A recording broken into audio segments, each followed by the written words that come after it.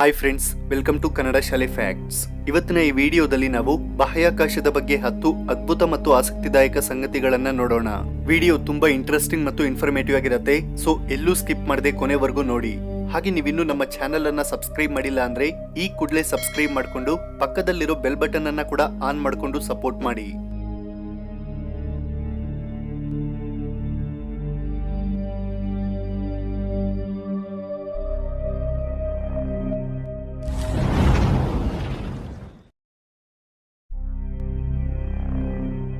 Indian space research organisation ಅಂದ್ರೆ ಇಸ್ರೋ ಇದನ್ನ August 15, 1969ರಲ್ಲಿ ಪ್ರಸಿದ್ಧ ಭಾರತೀಯ ಫಿಸಿಸಿಸ್ಟ್ ಮತ್ತು ಆಸ್ಟ್ರೋನಮರ್ ಆದ ವಿಕ್ರಮ್ ಅಂಬಾಲಾಲ್ ಸಾರಾಭಾಯ್ ಅವರು ಸ್ಥಾಪಿಸಿದರು. ನಿಮಗ್ ಗೊತ್ತಾ, ಇಸ್ರೋನ ಸ್ಥಾಪಿಸಿದಾಗ ನಮ್ಮ ಭಾರತೀಯ ವಿಜ್ಞಾನಿಗಳು ಉಪಗ್ರಹಗಳನ್ನ ಎತ್ತಿನ ಬಂಡಿಯಲ್ಲಿ ಸಾಗಿಸುತ್ತಿದ್ದರು.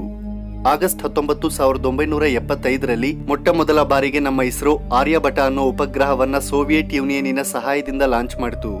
ಆದ್ರೆ ಈಗ ನಮ್ಮ ಇಸ್ರೋ ಎಷ್ಟು ಎತ್ತರಕ್ಕೆ ಬೆಳೆದಿದೆ ಅಂದ್ರೆ ಇದುವರೆಗೆ ನಮ್ಮ ಇಸ್ರೋ 34 ದೇಶಗಳಿಗೆ ಸಂಬಂಧಪಟ್ಟ 342 ವಿದೇಶಿ ಉಪಗ್ರಹಗಳನ್ನ ತನ್ನ PSLV ರಾಕೆಟ್ ಮೂಲಕ ಅಂತರಿಕ್ಷಕ್ಕೆ ಲಾಂಚ್ ಮಾಡಿದೆ.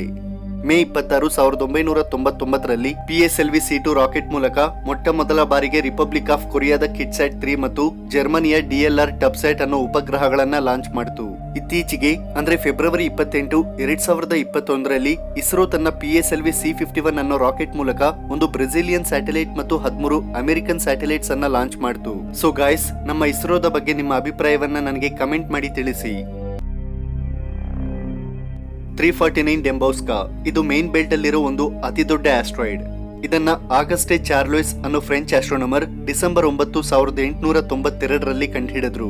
ಈ 349 ಡೆಂಬೌಸ್ಕಾ ಆಸ್ಟ್ರಾಯ್ಡಿನ ವ್ಯಾಸ ಸುಮಾರು 140 ಕಿಲೋಮೀಟರ್ಸ್ ಇರುತ್ತೆ ಮತ್ತು ಇದೊಂದು ಆರ್ ಟೈಪ್ ಆಸ್ಟ್ರಾಯ್ಡ್. ಅಂದ್ರೆ ಇದು ಎ ಮತ್ತು ವಿ ಟೈಪ್ ಆಸ್ಟ್ರಾಯ್ಡ್ಸ್ ಗಿಂತ ಸ್ವಲ್ಪ ಪ್ರಕಾಶಮಾನವಾಗಿರುತ್ತೆ. ಸರಿ, ಈಗ ವಿಷಯಕ್ಕೆ ಬಂದ್ರೆ 2021 ಆಗಸ್ಟ್ 12ರ ರಾತ್ರಿ ಈ ಆಸ್ಟ್ರಾಯ್ಡ್ ನಮ್ಮ ಭೂಮಿಗೆ ತುಂಬಾ ಹತ್ತಿರ ಬರುತ್ತೆ.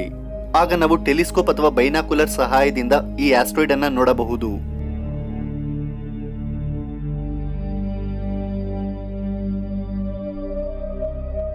ಮೆಸಿಯರ್ 77 ಇದನ್ನ M77 NGC 1068 ಅಂತಾನೂ ಕೂಡ ಕರೀತಾರೆ. ಇದು ನಮ್ಮ ಭೂಮಿಗೆ ಸುಮಾರು 47 ಮಿಲಿಯನ್ ಲೈಟ್ ಇಯರ್ಸ್ ದೂರದಲ್ಲಿ ಸಿಟಸ್ ಕನ್ಸ್ಟಿಲೇಷನ್ ನಲ್ಲಿರೋ ಒಂದು ಬ್ಯಾರಿಡ್ ಸ್ಪೈರಲ್ ಗ್ಯಾಲಕ್ಸಿ. ಇದನ್ನ 1780ರಲ್ಲಿ ಪೆರ್ರಿ ಮಿಚೆನ್ ಅನ್ನೋ ಫ್ರೆಂಚ್ ಆಸ್ಟ್ರೋನಮರ್ ಕಂಡುಹಿಡಿದ್ರು. ಮೊದಲು ಮೆಸಿಯರ್ ಮತ್ತು ವಿಲಿಯಂ ಹರ್ಷೆಲ್ ಅನ್ನೋ ಪ್ರಸಿದ್ಧ ಖಗೋಳ ವಿಜ್ಞಾನಿಗಳು ಈ M77 ಒಂದು ಬೃಹತ್ ಸ್ಟಾರ್ ಕ್ಲಸ್ಟರ್ ಎಂದು ನಂಬುತ್ತಿದ್ದರು. ಆದ್ರೆ ಇದು 1,70,000 ಲೈಟ್ ಇಯರ್ಸ್ ಡಯಾಮೀಟರ್ ಅನ್ನ ಹೊಂದಿರೋ ಒಂದು ಬೃಹತ್ ಗ್ಯಾಲಕ್ಸಿ ಅಂತ ನಂತರದ ಅಧ್ಯಯನದಲ್ಲಿ ಗೊತ್ತಾಯ್ತು. ಅಂದ್ರೆ ಇದು ನಮ್ಮ ಮಿಲ್ಕಿ ವೇ ಗ್ಯಾಲಕ್ಸಿಗಿಂತ ದೊಡ್ಡದು ಅಂತರ್ಥ. ಈ M77 ಆಕ್ಟಿವ್ ಗ್ಯಾಲಕ್ಟಿಕ್ ನ್ಯೂಕ್ಲಿಯಸ್ ಅನ್ನ ಹೊಂದಿರೋ ಒಂದು ಆಕ್ಟಿವ್ ಗ್ಯಾಲಕ್ಸಿ. ಈ ಗ್ಯಾಲಕ್ಸಿಯಲ್ಲಿ 1H0244+001 ಅನ್ನೋ ಎಕ್ಸ್ರೇ ಸೋರ್ಸ್ ಕಂಡು ಬಂದಿದೆ ಮತ್ತು SN 2018 IVC ಅನ್ನೋ ಒಂದು ಸೂಪರ್ ನೋವಾವನ್ನ ಕೂಡ ನಮ್ಮ ವಿಜ್ಞಾನಿಗಳು ಈ ಗ್ಯಾಲಕ್ಸಿಯಲ್ಲಿ ಕಂಡುಹಿಡಿದಿದ್ದಾರೆ.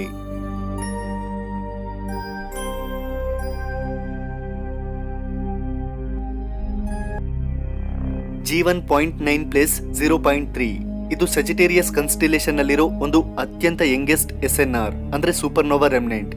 ಈ ಸೂಪರ್ನೋವಾ ನಡೆದಾಗ ಬಿಡುಗಡೆಯಾದ ಬೆಳಕು 1890 ಅಥವಾ 1908ನೇ ವರ್ಷದಲ್ಲಿ ನಮ್ಮ ಭೂಮಿಗೆ ತಲುಪಿರಬಹುದೆಂದು ವಿಜ್ಞಾನಿಗಳು ಅಂದಾಜಿಸುತ್ತಿದ್ದಾರೆ. ಈ ಸೂಪರ್ನೋವಾ ನಮ್ಮ ಭೂಮಿ ಮೇಲಿಂದ ನೇರವಾಗಿ ಕಾಣಿಸಿರೋದಿಲ್ಲ, ಏಕೆಂದ್ರೆ ಈ ಸೂಪರ್ನೋವಾ ಸಂಭವಿಸಿದಾಗ ಇದರ ಗ್ಯಾಲಕ್ಟಿಕ್ ಸೆಂಟರ್ ಸುತ್ತ ಅಪಾರ ಪ್ರಮಾಣದಲ್ಲಿ ಡೆನ್ಸ್ ಗ್ಯಾಸ್ ಮತ್ತು ಧೂಳು ಸುತ್ತುವರೆದಿರಬಹುದೆಂದು ವಿಜ್ಞಾನಿಗಳು ಹೇಳ್ತಿದ್ದಾರೆ. ನಾಸಾದ ಚಂದ್ರ ಎಕ್ಸ್ರೇ ಅಬ್ಸರ್ವೇಟರಿ ಮತ್ತು VLA ರೇಡಿಯೋ ಅಬ್ಸರ್ವೇಟರಿ ಒದಗಿಸಿದ ಡೇಟಾವನ್ನ ಕಂಬೈನ್ ಮಾಡಿ ನೋಡಿದಾಗ ಇದು ಇದುವರೆಗೆ ತಿಳಿದಿರುವ ಅತ್ಯಂತ ಯಂಗೆಸ್ಟ್ ಸೂಪರ್ನೋವಾ ರೆಮಿನೆಂಟ್ ಅಂತ ವಿಜ್ಞಾನಿಗಳಿಗೆ ಗೊತ್ತಾಯಿತು.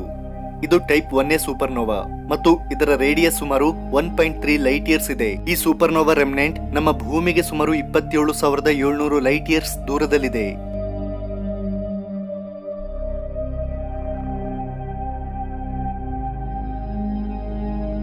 ಗೈಸ್, ನೀವು ಚೀನಾದಲ್ಲಿರೋ ಫಾಸ್ಟ್ ಟೆಲಿಸ್ಕೋಪ್, ಅಮೆರಿಕದಲ್ಲಿರೋ ಗೋಲ್ಡ್ ಸ್ಟೋನ್ ರೇಡಿಯೋ ಟೆಲಿಸ್ಕೋಪ್, ಹೀಗೆ ಇನ್ನೂ ಹಲವಾರು ರೇಡಿಯೋ ಟೆಲಿಸ್ಕೋಪ್ಸ್ ಬಗ್ಗೆ ಕೇಳೇ ಇರ್ತೀರಾ. ಆದ್ರೆ ನೀವು ಎಂದಾದ್ರೂ ನಮ್ಮ ಕರ್ನಾಟಕದಲ್ಲಿರೋ ಗೌರಿಬಿದನೂರ್ ರೇಡಿಯೋ ಟೆಲಿಸ್ಕೋಪ್ ಬಗ್ಗೆ ಕೇಳಿದ್ದೀರಾ? ಈ ಅಬ್ಸರ್ವೇಟರಿ ನಮ್ಮ ಕರ್ನಾಟಕದ ಚಿಕ್ಕಬಳ್ಳಾಪುರ ಜಿಲ್ಲೆಗೆ ಸೇರಿದ ಗೌರಿಬಿದನೂರಲ್ಲಿದೆ. ಇದನ್ನ ರಾಮನ್ ರಿಸರ್ಚ್ ಇನ್ಸ್ಟಿಟ್ಯೂಟ್ ಮತ್ತು ಇಂಡಿಯನ್ ಇನ್ಸ್ಟಿಟ್ಯೂಟ್ ಆಫ್ ಆಸ್ಟ್ರೋಫಿಸಿಕ್ಸ್ ಜಂಟಿಯಾಗಿ ನಿರ್ವಹಿಸುತ್ತಿವೆ. ಈ ಅಬ್ಸರ್ವೇಟರಿ 1976ರಿಂದ ಕಾರ್ಯನಿರ್ವಹಿಸುತ್ತಿದೆ. ನಮ್ಮ ಸೂರ್ಯ, ಗ್ಯಾಲಕ್ಸಿಗಳು ಮತ್ತು ಪಲ್ಸರ್ಗಳ ವಿವಿಧ ಅಂಶಗಳನ್ನ ಅಧ್ಯಯನ ಮಾಡಲು ಇಸ್ರೋ ಈ ಅಬ್ಸರ್ವೇಟರಿಯನ್ನ ಬಳಸುತ್ತೆ. ಈ ಅಬ್ಸರ್ವೇಟರಿ ಇದುವರೆಗೆ ಅನೇಕ ಅಂಶಗಳ ಮೇಲೆ ಅಧ್ಯಯನ ಮಾಡಿದೆ. ಗೈಸ್, ನಿಮ್ಮಲ್ಲಿ ಎಷ್ಟು ಜನಕ್ಕೆ ಈ ಗೌರಿಬಿದನೂರ್ ರೇಡಿಯೋ ಅಬ್ಸರ್ವೇಟರಿ ಬಗ್ಗೆ ಇದಕ್ಕೂ ಮೊದಲೇ ಗೊತ್ತಿತ್ತು ಅಂತ ಕಮೆಂಟ್ ಮಾಡಿ ತಿಳಿಸಿ. ಗೈಸ್, ನಿಮ್ಮ ಕಮೆಂಟ್ಸ್ ಮತ್ತು ಲೈಕ್ಸ್ ನನಗೆ ಬಹಳ ಮುಖ್ಯ. ಆದ್ದರಿಂದ ದಯವಿಟ್ಟು ಎಲ್ಲರೂ ವಿಡಿಯೋಗೆ ಲೈಕ್ ಮಾಡಿ, ಕಮೆಂಟ್ ಮಾಡಿ.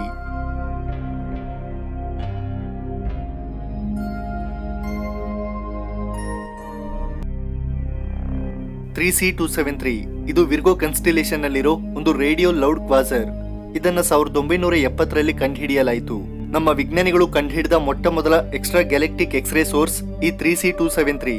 ಇವತ್ತಿಗೂ ಈ ನಮ್ಮ ಅಬ್ಸರ್ವೇಬಲ್ ಯೂನಿವರ್ಸ್ ಅಲ್ಲಿರೋ ಅತ್ಯಂತ ಪ್ರಕಾಶಮಾನವಾದ ಕ್ವಾಸರ್ ಈ 3C273. ಇದರ ಆಬ್ಸಲ್ಯೂಟ್ ಮ್ಯಾಗ್ನಿಟ್ಯೂಡ್ ಸುಮಾರು 26.7 ಇರುತ್ತೆ.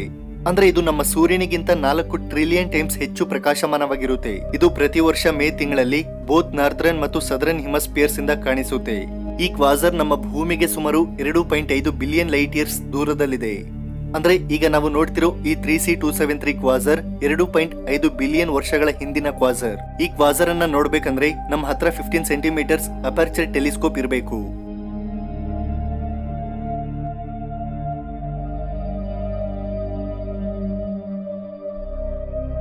ನಮ್ಮ ನೈಬರ್ಹುಡ್ ಪ್ಲಾನೆಟ್ ಆದ ಮಂಗಳ ಗ್ರಹದ ಮೇಲೆ ಸೈಡೋನಿಯಾ ಅನ್ನೋ ಪ್ರದೇಶದಲ್ಲಿರೋ ಪರ್ವತಗಳ ಆಕಾರಗಳು ತುಂಬಾ ವಿಚಿತ್ರವಾಗಿರುತ್ತೆ. ಅದರಲ್ಲಿ ಒಂದು ಪರ್ವತ ಸೇಮ್ ಈಜಿಪ್ಟ್ ಪಿರಮಿಡ್ ಆಕಾರದಲ್ಲಿರುತ್ತೆ. ಮತ್ತೊಂದು ಪರ್ವತ ಸೇಮ್ ಮನುಷ್ಯರ ಮುಖದ ರೀತಿ ಇರುತ್ತೆ. ಅಷ್ಟೇ ಅಲ್ಲ, ಈ ಪ್ರದೇಶದಲ್ಲಿ the city wall, the city square, the tholus, spiral mount, spoon ವಂತಹ ಆಕಾರಗಳಲ್ಲೂ ಕೂಡ ಅಲ್ಲಿ ಪರ್ವತಗಳಿವೆ. ಗೈಸ್, ಈ ರೀತಿ ವಿವಿಧ ಆಕಾರಗಳಲ್ಲಿರೋ ಈ ಪರ್ವತಗಳನ್ನ ನೋಡಿದ್ರೆ ನಿಮ್ಗೆ ಏನ್ ಅನ್ಸುತ್ತೆ ಅಂತ ನನಗೆ ಕಮೆಂಟ್ ಮಾಡಿ ತಿಳಿಸಿ.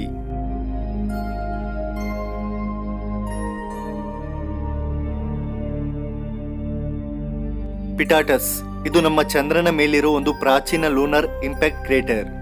ಇದು ಮೇರ್ ನುಬಿಯಮಿನ ಸದರ್ನ್ ಎಡ್ಜ್ ಅಲ್ಲಿದೆ. ಇದರ ವ್ಯಾಸ ಸುಮಾರು 101 ಕಿಲೋಮೀಟರ್ಸ್ ಇರುತ್ತೆ ಮತ್ತು ಇದರ ಆಳ ಸುಮಾರು 0.9 ಕಿಲೋಮೀಟರ್ಸ್ ಇರುತ್ತೆ. ಈ ಪಿಟಾಟಸ್ ಕ್ರೇಟರ್ಗೆ ಪ್ರಸಿದ್ಧ ಇಟಾಲಿಯನ್ ಆಸ್ಟ್ರೋನಮರ್ ಆದ ಪೇಟ್ರೋ ಪಿಟಾಟರ್ ಅವರ ಹೆಸರನ್ನ ಇಡಲಾಗಿದೆ. ಇದು ಕೂಡ ನಮ್ಮ ಚಂದ್ರನ ಮೇಲಿರೋ ಒಂದು ಅತಿ ದೊಡ್ಡ ಕ್ರೇಟರ್.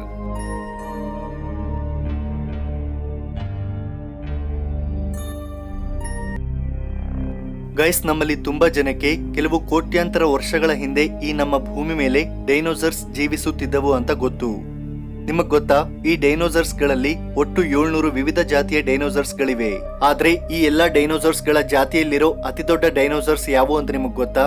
ವೆಲ್, ಅವು ಡ್ರೆಡ್ನಾಕ್ಟಸ್. ಈ ಡ್ರೆಡ್ನಾಕ್ಟಸ್ ಡೈನೋಸರ್ಸ್ ಗಳ ಜಾತಿಯಲ್ಲೇ ಅತಿ ದೊಡ್ಡ ಡೈನೋಸರ್ಸ್.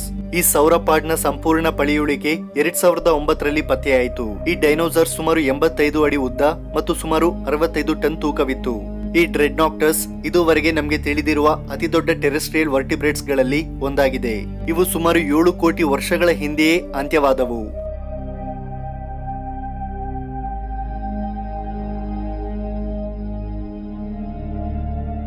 ಗೈಸ್, ನಿಮಗ್ ಗೊತ್ತಾ, ನಮ್ಮ ಭಾರತದ ಮಧ್ಯಪ್ರದೇಶ ಸರ್ಕಾರ ಅಲ್ಲಿ ಹರಿಯುವ ನರ್ಮದಾ ನದಿಯ ಮೇಲೆ ಕಟ್ಟಲಾದ ಓಂಕಾರೇಶ್ವರ್ ಡ್ಯಾಮ್ ಮೇಲೆ ಒಂದು ಸೋಲಾರ್ ಪವರ್ ಪ್ಲಾಂಟ್ ಅನ್ನ ನಿರ್ಮಿಸುತ್ತಿದೆ. ಇದು ಈ ಪ್ರಪಂಚದ ಅತಿ ದೊಡ್ಡ ಫ್ಲೋಟಿಂಗ್ ಸೋಲಾರ್ ಪವರ್ ಪ್ಲಾಂಟ್ ಆಗಲಿದೆ.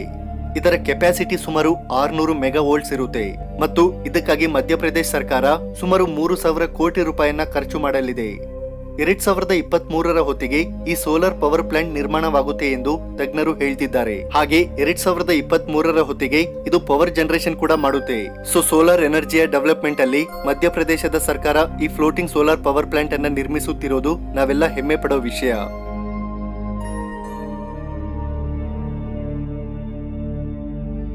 ಓಕೆ ಫ್ರೆಂಡ್ಸ್, ವಿಡಿಯೋ ಇಷ್ಟ ಆಗಿದ್ರೆ ಲೈಕ್ ಮಾಡಿ, ಹಾಗೆ ನಿಮ್ಮ ಫ್ರೆಂಡ್ಸ್ಗೆ ಶೇರ್ ಮಾಡ್ಕೊಳ್ಳಿ. ಮತ್ತಷ್ಟು ಇಂಟ್ರೆಸ್ಟಿಂಗ್ ವಿಡಿಯೋಸ್ಗೋಸ್ಕರ ನಮ್ಮ ಚಾನೆಲ್ ಅನ್ನ ಈ ಕೂಡಲೇ ಸಬ್ಸ್ಕ್ರೈಬ್ ಮಾಡಿಕೊಂಡು ಸಪೋರ್ಟ್ ಮಾಡಿ. Thanks for watching. Jai Hind.